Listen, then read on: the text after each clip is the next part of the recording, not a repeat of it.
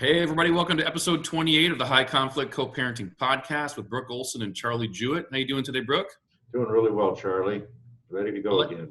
I like the name of this. I don't need this class, right? He or she's the one who's causing the problems. This is exactly the opposite of what we're teaching people, right? But it is a conversation that comes up a lot whenever you're offering help in any area, right? Particularly any area that has to do with therapy or getting trained or growing. Sometimes people feel like that's an insult to them or that they're not the ones that need the help. And the reality is, the only reason you even created this class is because this is a unique niche of person that they're the only people in the world that have to deal with these narcissists and people like that. And the training is for the people who are dealing with them, not for the person who really needs the help, the way that people say this, right? Yeah, this is really about management, Charlie. And, when people go to court and the judge says you have to go take this class and you've got to spend this money and you've got to spend this time, they really begin to get upset about it rather than go, well, there's something here for me to learn. I can start to do things differently and move from that direction. Yep. What attitude they show up with. I mean, the attitude to have really, I mean, we're not even talking about people that are court appointed, although that can happen in California, right? Does that happen to you across the country or just California?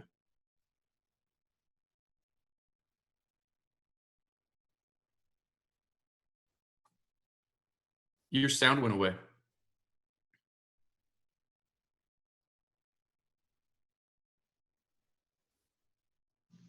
Is that better? Yep. Okay, got it. So let's go back to, where do we want to go back to? You don't have to answer it if you want to, but I was asking if you get court appointments from just California or other states as well. Yeah, we get court appointments from all over the country, and it's really interesting that we're doing that because there's so many places that don't have these classes available. High conflict parenting classes or co-parenting classes are getting ordered. They're saying go get them, but they're not being offered. So people are looking for classes and they don't know. And some of what I get is, well, that's way too expensive, or I don't have the time for that, or whatever the reason that they're looking for. I don't have the money. And yet they're not able to see the through line in all of this, where it is like, this is an austerity program. This class that I offer is an austerity program for anybody that takes it. It's going to save them time. It's going to save them headaches, and it's going to save them money, especially if they're working with attorneys, because they're going to learn to have the tactics that they need, the strategies to move forward, to tell their attorneys what they want to do and to get their head around it. Right. No, I learned about you through mediation and took it voluntarily because I wanted to. So I didn't have any of that weird sensation of making to this. I wanted to be there. But some of that is that there's a flavor to it, like they've been made to take the class, so their attitude might be a little off. But a lot of our listeners, we're just recommending they take it on their own, that they just decide to go through it because it'll save them time, money, and headache. Right. And they're coming in, they're looking for this information. The people that are listening to this podcast have reached out to try to find more information. And we're really supplying as much as we can just for free for people to get their head around what's going on. And if they just take what we're giving them, it's going to just really upgrade everything that's happening for them. But there's this big gap in information and relationship with other people that are in this that help move people along in such a more efficient way. Yeah, and it's interesting because you've got this class created for people that have to deal with these difficult exes. But some of those people say, I don't need this class. They're the ones who need it. And why do you think that's happening? Why do you think they're picturing the difficult ex as the one that needs to be in the class? Well, it's really a normal place to put the orientation of the problem onto somebody else.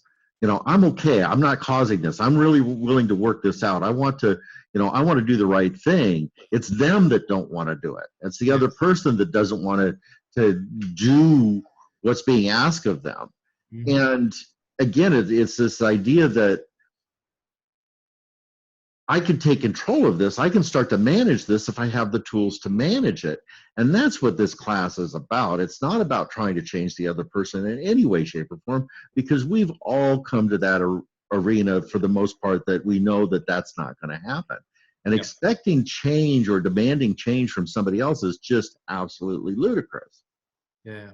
Yep. But that's the initial orientation. It's like, I'm okay here. And the truth of the matter is you may be okay here.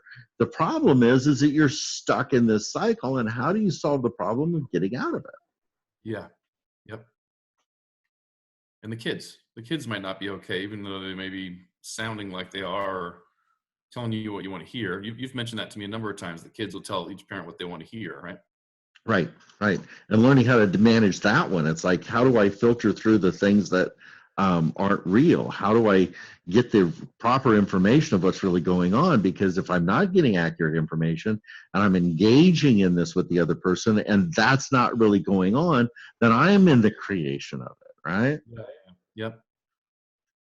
And there's a knowledge here that people don't have. What we're teaching in these classes is so counterintuitive.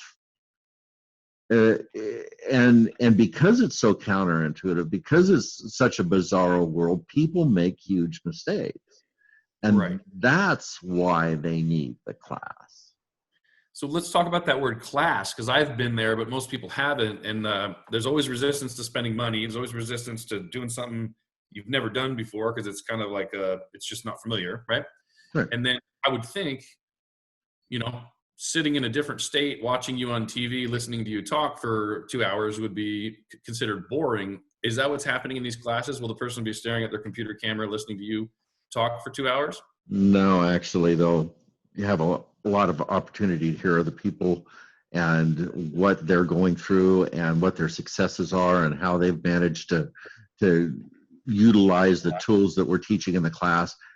Part of my class time is spent giving lectures and passing along information, but so much of it is talking with the different parents that are in the class, bringing their problems forward, problem solving in real time around what it is that I'm teaching, so they can see that this isn't just material that's going out, that it's got a ready time, real time application. Yeah, I mean, it's. I learned a ton from listening to you work with other people, and to be candid, there were the people. I'm here in California, not too far from you, 30, 40 minutes. So I got to come sit on the chairs in your office and everything. But some of the best participants and the best input was given from little video cameras like this. The people, if you're one of the people piping into the class from another state, you'll probably see very much the way we record these podcasts. There's the other members' faces. One's in Idaho, one's in Ohio, and some of the best input and most lively people were on those little TV screens, right, on your computer, not there in class with us. They couldn't cut the dog, but they can get all the other experience. Right. This is the exact platform that we use. This one right here. Yeah. Yeah. Well, that would be helpful for people to know it's not 2 hours of lecture, because that wouldn't excite me.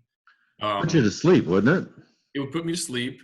But I would say on the same measure, if someone's more on the shy end of the spectrum, we're also not taking turns each talking for 20 minutes. You don't have to, have everyone stare at you while you share your deepest, darkest secrets. You can just listen and learn and then ask questions if you feel comfortable, right? Yeah, and that's a really interesting thing that you just said, Charlie, because many people will come in and they'll start with the video piece, or even here in class, and they'll just sit in the background and they won't say much, and they'll just kind of listen. And somewhere around week 3, 4, somewhere in there, they start to come alive because the material starts to be enlivened within them and within their process, and they see that they're not the only one in it, and they'll start to engage in the conversation more, and they'll start to ask more questions and give more input to what their experiences are. Mm-hmm. Really lively. Nice. Well, let's talk about this: the denial of relationship dance and the engagement. What are we digging into here first?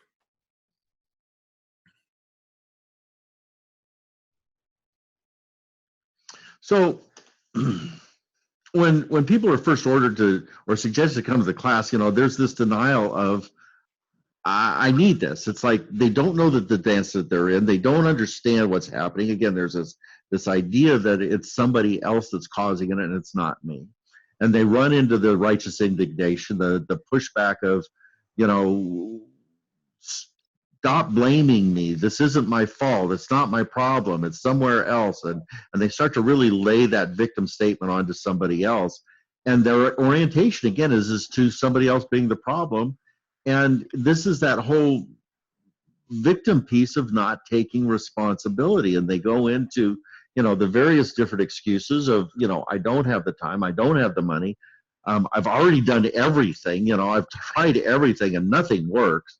And you just don't understand this is really unique, because people think that, this is something that is not out there in a big way, that they're kind of isolated in it. And the class really gives them this idea that, holy crap, this is something that a lot of people go through. And then when they can start to relate and know that this is not just their unique piece, it gives them more potency and potential to move forward.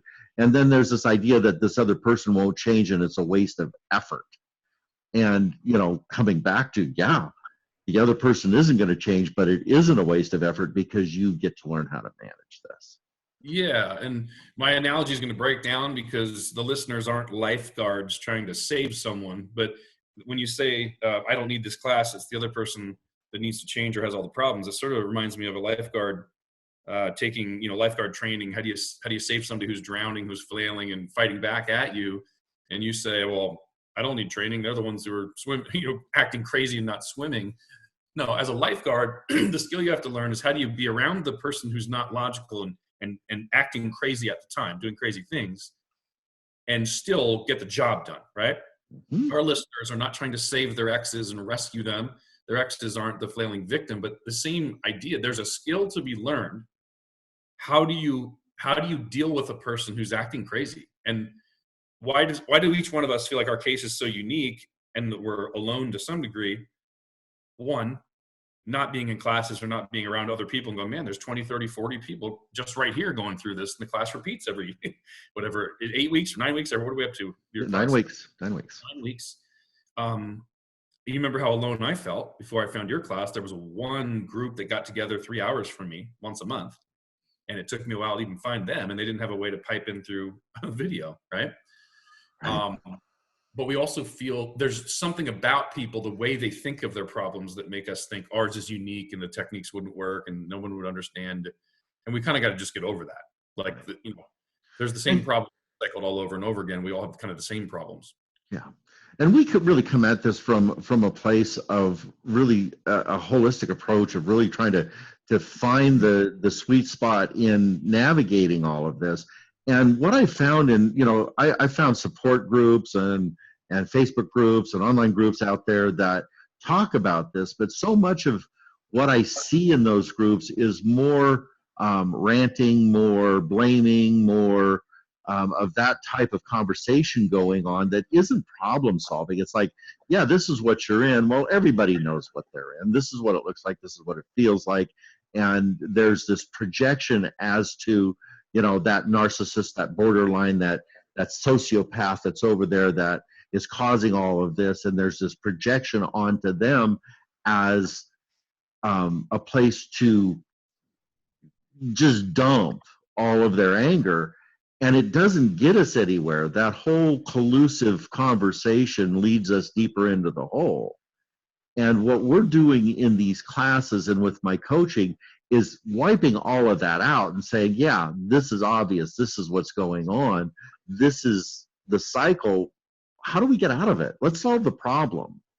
And let's give you techniques to start to step back that aren't, an engagement, that aren't blaming, that isn't running this deeper into your system, that's actually giving you an off-ramp. Yeah. What you think about, you talk about. What you talk about, you bring about. So right. By definition, if you're thinking about all the terrible things your ex has done and then joining groups and talking about it, and you end there, you probably just attract more of that to yourself, right? But if you talk about the crazy things or the hurtful things your ex has done in an environment that says, okay, now how do we get you healthy? Or now how do we protect you if that ever happens again? Or how do we make sure the kids are okay? And you move right on to solutions. Right. So what you're thinking about, again, it's changing your thinking and changing your actions. And people don't change as well on their own. We're not, you're not a not-for-profit. You have a business, right? You do for a living. You charge money for something that has value, and people pay hard-earned money for it, and it may save them even more money with their attorneys, but it has value, or has money they have to pay up front.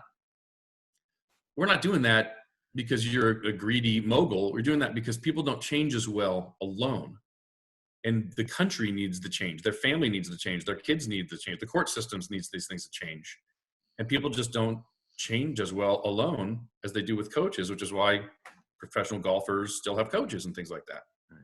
And, we need reflection. We need help. This is an area that we can't do on our own. And I keep coming back to this, Charlie.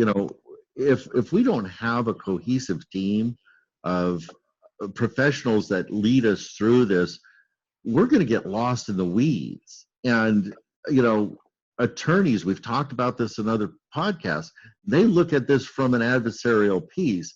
Even mediators don't understand some of the components of the high conflict personalities that are here. We're talking about a niche of situations that, again, are working from a totally counterintuitive position. And if we don't have people on our team that understand that, and that we can give reflection to, then this thing goes along a lot longer with a lot more intensity than is necessary. Yeah. I'm looking at some of your points, and forgive me if I go out of order, or you just take us back to wherever you want to be, but one of just the themes of my study, my personal development, is the word should and shouldn't. And it seems like those are two of the most dangerous words to us in the English language, because as soon as you say something shouldn't be the way it is, right, or should have been different, you're into judgment and kind of fighting reality. And the one thing that you're just not going to change is reality, right? How important do you think it is for people to embrace the reality that the other person's not the problem? They just act the way they do, right? And you can't change them. That's what reality is delivered to you. The only reality that does exist is the one you're in, right? So wishing it was differently doesn't get us very many places. How important do you think it is that people accept that and stop fighting it, and cursing the darkness and light a candle or whatever? I think the acceptance of what they're in is essential to learning how to manage it. And, problem solving is what this is all about. Right. And before we can solve a problem, we've got to understand what the problem is. We've got to be acceptance that this is our problem. And it's not the other person is the problem. The situation is problematic. So how do we solve the situation so it's not so problematic? That I can move forward, that I can get the kids out of the middle of this, that I can do something different in this. And that's taking that projection off of this, of being somebody else that's causing it, because we're part of the causation. We're in it. This is the situation. This is the causation of the relationship. Right. So tell me I go too far, but if you don't like the way the relationship is going with your ex, it takes two to tango, and those results are what results you get with them acting crazy and you acting without a coach. Right. So we know where you without a coach gets you guys, gets your life. So this particular episode, we're talking more about the class than the other episodes of the title and the focus. There's no such thing as failure. There's only outcomes. If you don't like the outcomes of the way you've been doing it, change something in the equation, right? Do it with a coach. Do it with a class. Do it where you're reporting back to people if you choose, right? Right. And it comes back up to that series of excuses of not doing it. I don't have the time. I don't have the money. It's not my fault. And coming into, if I don't change this, I'm going to have less money. I'm going to have less time because I have to keep going back. And I can solve the problem. So I can take responsibility here. Yep.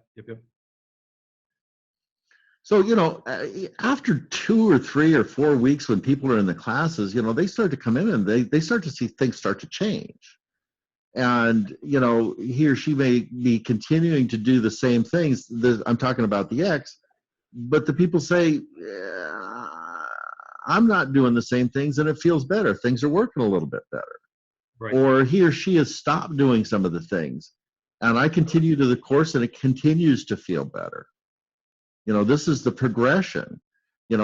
After 4 to 6 weeks in the classes, people start to say things have changed and the conflict is getting less, or things haven't changed with him or her and it continues to feel more and more manageable. So these are consistent. I mean, there are very few people that come through that don't have these statements, and again, things are getting worse, but I can handle it. And, or things are getting worse, but it kind of makes me laugh. Or things are getting worse and the kids seem to be doing better in spite of the chaos. I mean, these are all statements that come through and they're positive feedback on any level of what the other parent is doing, what the ex is doing. So there's this consistent movement forward. And then, 7 weeks and beyond, it's like, wow, I got this. Focusing on keeping the kids out of the middle. The kids are doing better. I'm doing better. And it doesn't matter what the other parent's doing. And this is often the end game at the end of the 9 weeks that people do in this course. It's just this steady movement into a better situation. And it doesn't matter what they're doing. Does it have an effect on your children? Yes, but unless you're God, you can't change that. So get out of that business, stay in your own business, right? And create the environment that they love to go to. If the other one really is that crazy and painful, create the environment. I can't talk about how important it is that the people listening create one environment, the place that they control, the relationship with their kids and in their home and all that. One safe place that they can see is getting healthier and healthier and healthier, especially if everything you say about your ex is true.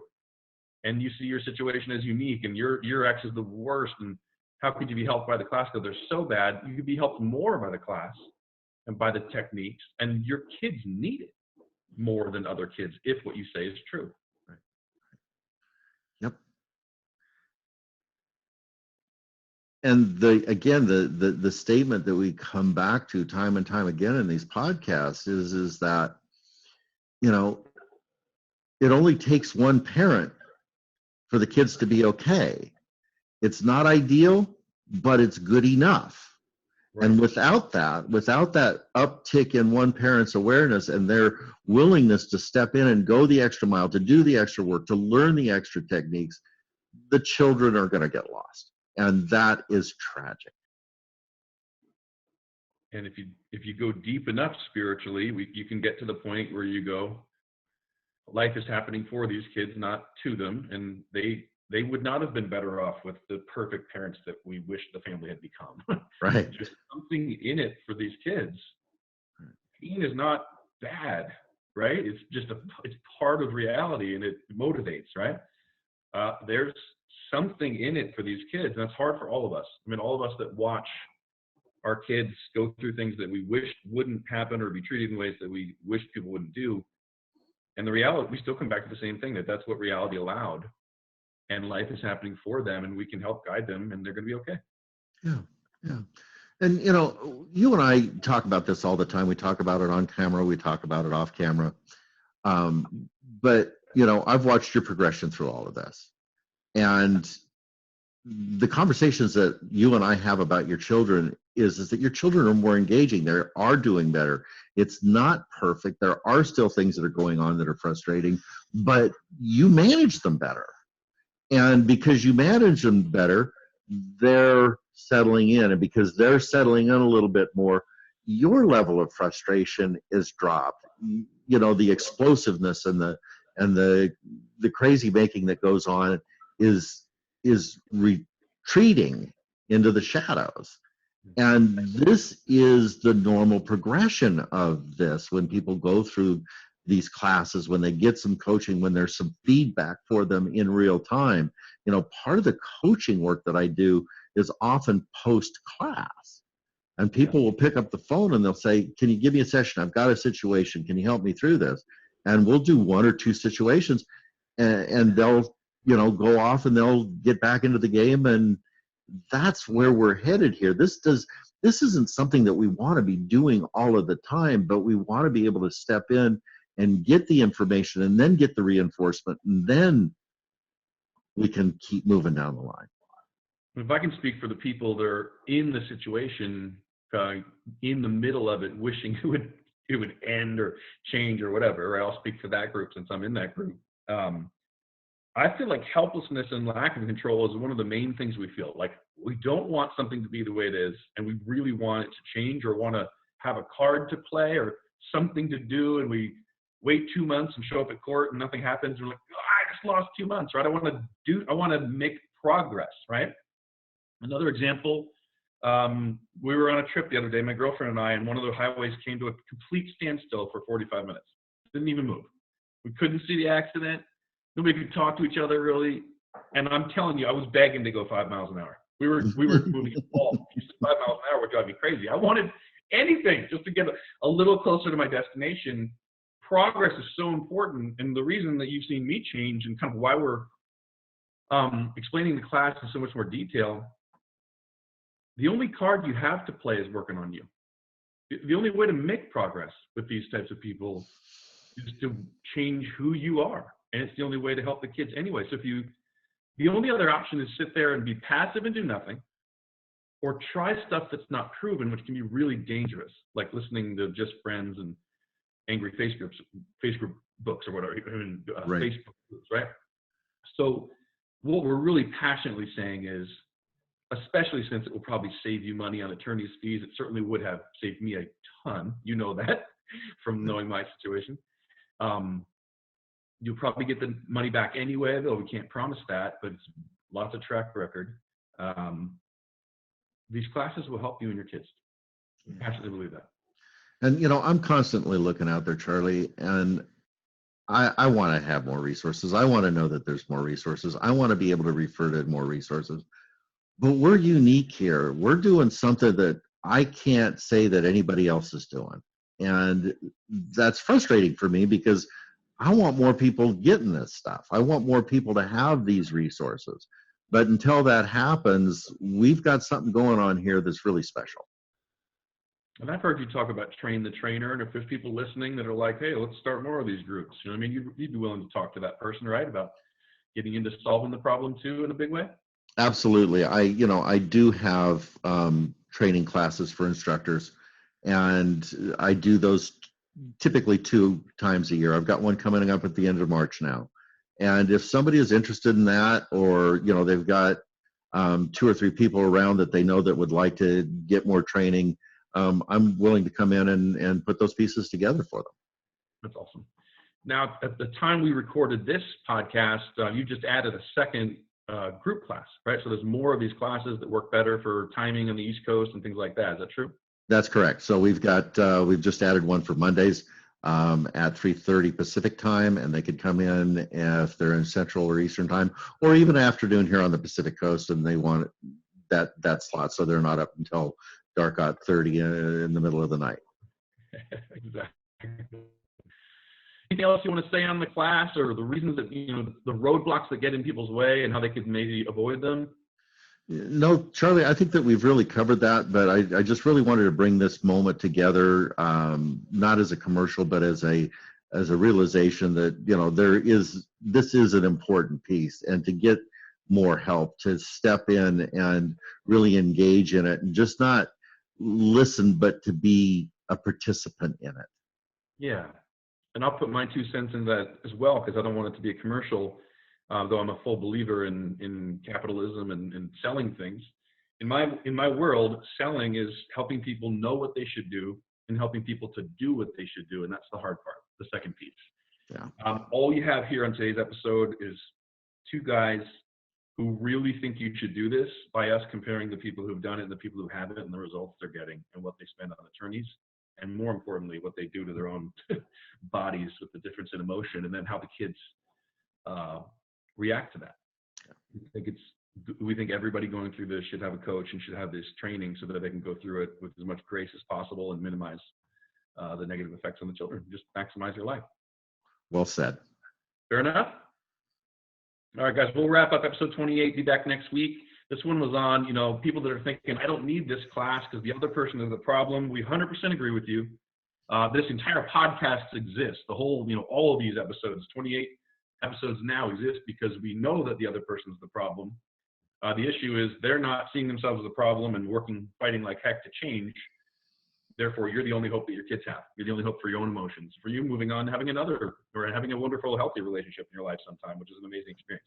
So we'll see you guys next week. Thanks for tuning in. The High Conflict Hope Parenting Podcast with Brooke Olson and Charlie Jewett. Bye-bye. Again, everybody have a great week. Bye.